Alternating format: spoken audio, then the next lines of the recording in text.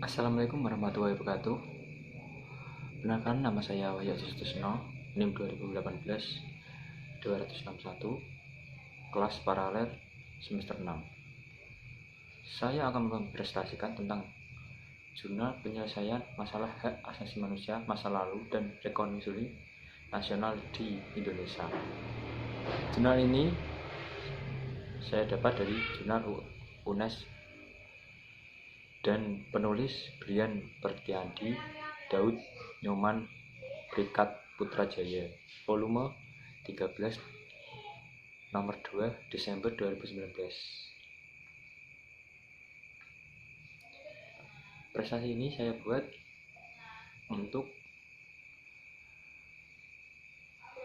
UAS pidana khusus yang dipimpin oleh Bu Wiwit Ahyani, SHM.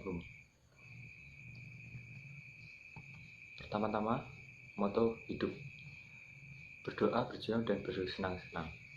Putus asa perlu, tapi cepatlah move on. Pokok pembahasan: latar belakang, rumusan masalah, metode penelitian, hasil penelitian, dan pembahasan kesimpulan.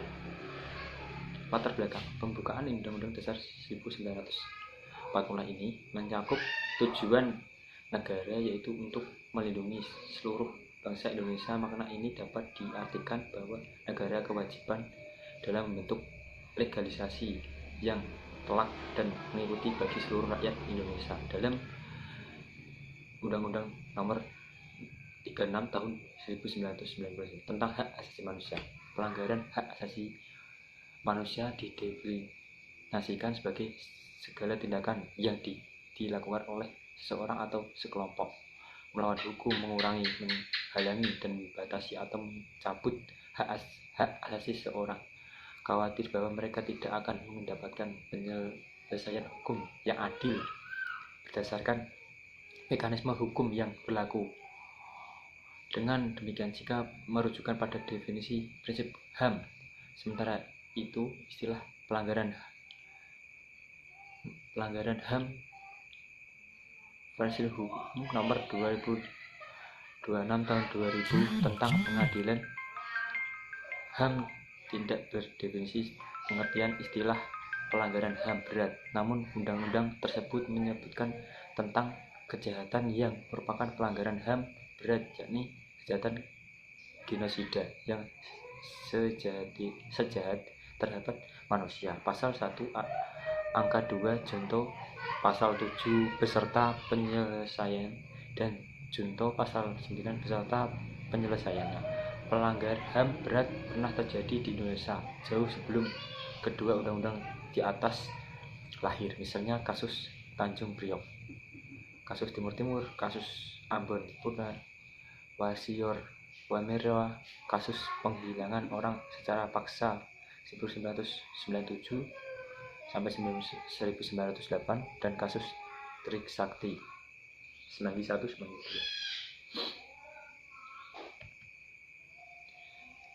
Pelanggaran HAM berat pasal lalu di atas bisa diselesaikan berdasarkan pengaturan terdapat dalam pasal 43 ayat 1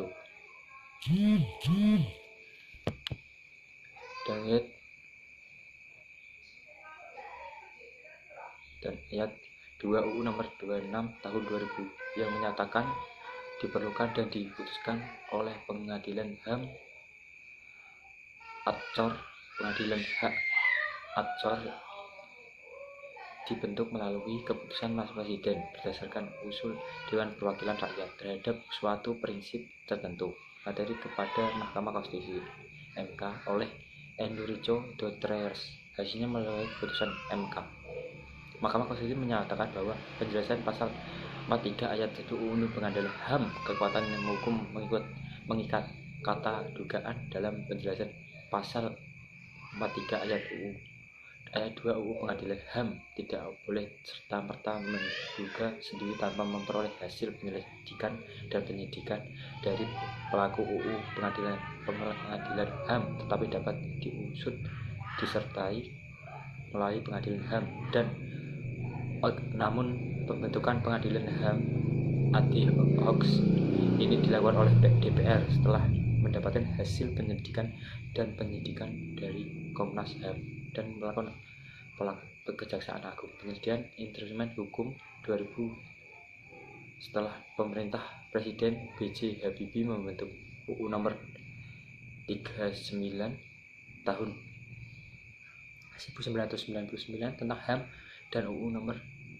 26 tahun 2000 tentang pengadilan HAM. Setelah dua produk politik itu, tidak ada satupun presiden Indonesia selanjutnya dengan kebijakan politik dalam menuntaskan pelanggaran HAM masa lalu.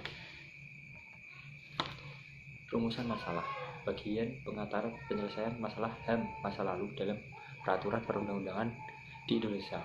Metode penelitian yang dipakai dalam penelitian ini bersifat doktrinal, yaitu penggunaan metode penelitian hukum normatif, informatif, legal dari satu approach dalam pendekatan yang dibatasi pada peraturan hukum tersebut.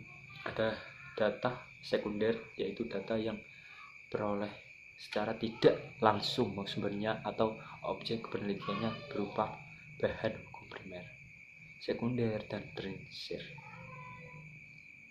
Trutel dan Taufani dalam melakukan dengan studi dokumenter atau studi perpustakaan. Studi merupakan teknik yang mana bahan atau literatur hukum tersebut akan dipelajari sehingga dapat memberikan gambaran tentang topik penelitian, sehingga membantu penulis membuat suatu kesimpulan yang benar. Pelanggaran HAM berat masa lalu.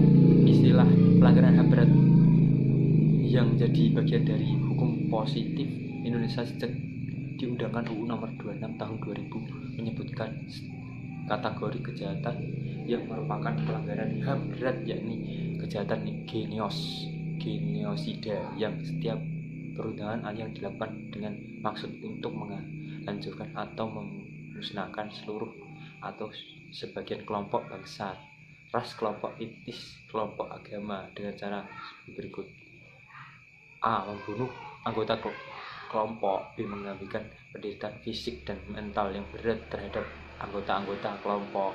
C. Menciptakan kondisi kehidupan kelompok yang akan mengakibatkan kemusnahan secara fisik baik seluruh atau sebagaimana. D. Memaksa tindakan-tindakan yang berjudul penjagaan kelahiran di dalam kelompok, memindahkan secara paksa anak-anak dari kelompok tertentu ke kelompok lain.